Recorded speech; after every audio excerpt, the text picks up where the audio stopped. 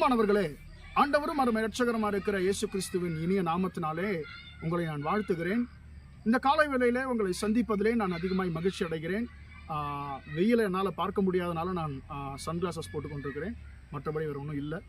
இப்போ மத்தேயு சுவிசேஷம் 6ஆம் அதிகாரம் 25ஆம் வசனத்திலிருந்து 33ஆம் வசனம் வரைக்கும், கடைசி வசனம் வரைக்கும் ஆண்டவர் அநேக காரியங்களை இந்த மறைப்பிரசங்கத்தில் அவர் பேசுகிறதை நாம் வாசிக்க முடியும். இதனுடைய தலைப்பு என்னவென்று சொன்னால், கவலைப்படாதிருங்கள் என்று சொல்லி ஆண்டவர் இந்த தலைப்பில் இந்த காரியங்களை பேசுகிறார். அன்பானவர்களே, ஆண்டவர் சொல்லுகிறார், ஒரு மனுஷன் அதிகமாக கவலைப்படுகிற சில காரியங்கள் உண்டு. அதை குறித்து ஆண்டவராகிய இயேசு கிறிஸ்து பேசுகிறார். என்னத்தை பேசுகிறார்?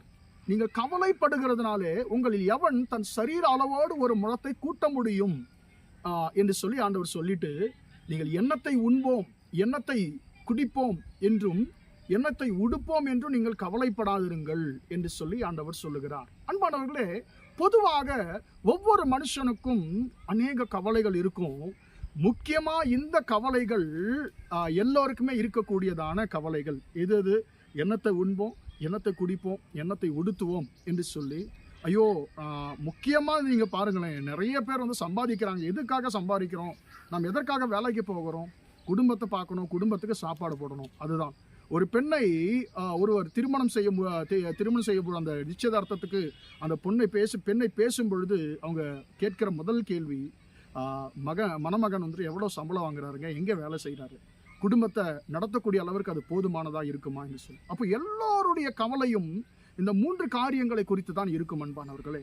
எனவே அதை மையப்படுத்தி ஆண்டவராகிய இயேசு பேசுகிறார், நீங்கள் கவலைப்படாதிருங்கள், எண்ணத்தை உண்போம், எண்ணத்தை குடிப்போம், எண்ணத்தை உடுத்துவோம் என்று சொல்லி கவலைப்படாதிருங்கள் என்று சொல்லி அதற்கு உதாரணமாக ஒரு 3 காரியங்களை ஆண்டவர் காண்பிக்கிறதை நாம் பார்க்கிறோம்.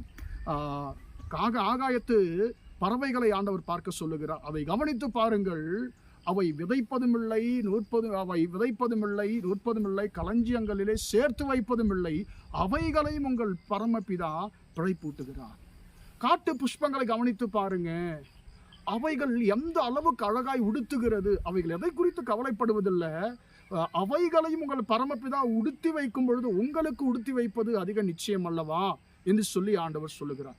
அடுத்து புல்லை குறித்து ஆண்டவர் பேசுகிறார். காட்டுப்புல் இன்னைக்கு காலையில இருந்து நாளைக்கு அது அடுப்புல போடப்படுகிற அந்த காட்டு புல்லை குறித்தும் கர்த்தர் அக்கறையா இருக்கிறார். அதையும் ஆண்டவர் உடுத்துவிக்கிறார்.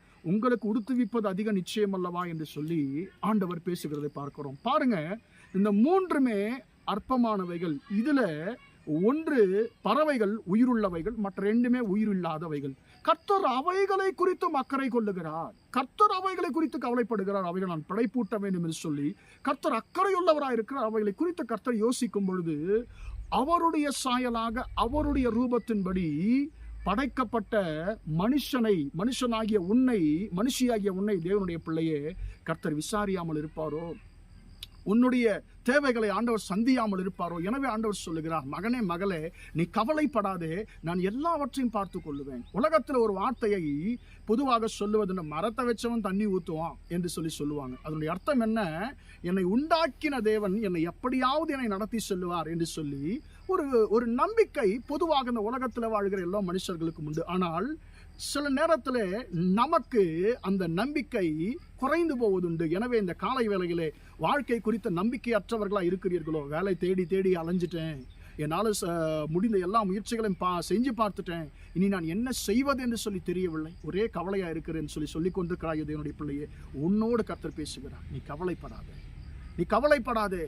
பறவைகளை குறித்து அக்கறை கொள்ளுகிற நான், காட்டு புஷ்பங்களை குறித்து அக்கறை கொள்ளுகிற நான், புல்லை குறித்து அக்கறை கொள்ளுகிற நான், உன்னை குறித்து நான் அக்கறை கொள்ளாமல் இருப்பேனோ? நான் உனக்காக எல்லாவற்றையும் நான் செய்வேன் என்று சொல்லி கர்த்தர் சொல்லுகிறார். அடுத்த கடைசி ஆண்டவர் சொல்லுகிறார், நாளைக்காக நீ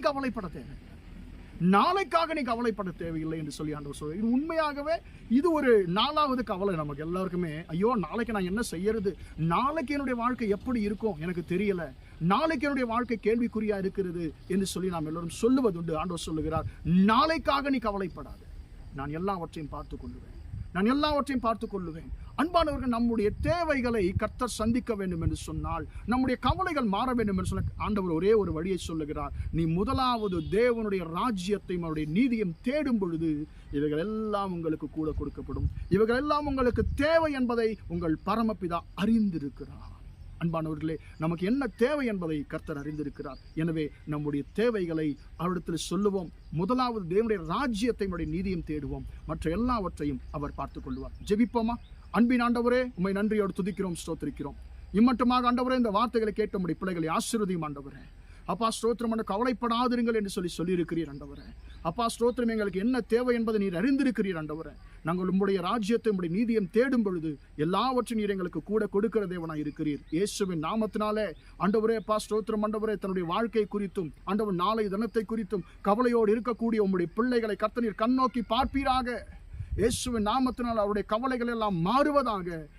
என் தேவைகளை சந்திக்கிற தேவன் ஒருவர் இருக்கிறார், என்னை குறித்து அக்கறையுள்ள தேவன் ஒருவர் இருக்கிறார் சொல்லி விசுவாசத்தோடு முன்னேற கர்த்தர் உதவி செய்யும். இயேசுவின் நாமத்தினாலே இந்த நாள் முழுவதுமாக உம்முடைய பிள்ளைகள் செய்கிற எல்லா காரியத்திலையும் உம்முடைய கரம் துணை இருந்து ஜெயத்தை கொடுக்கட்டும் என்று இயேசுவின் நாமத்தில் ஒப்பு கொடுத்து ஜெபிக்கிறோம் ஜீவனுள்ள நல்ல பிதாவே. ஆமேன், ஆமேன். பிரியமானவர்களே, கர்த்தர் உங்களை ஆசீர்வதிப்பாராக. Praise the Lord.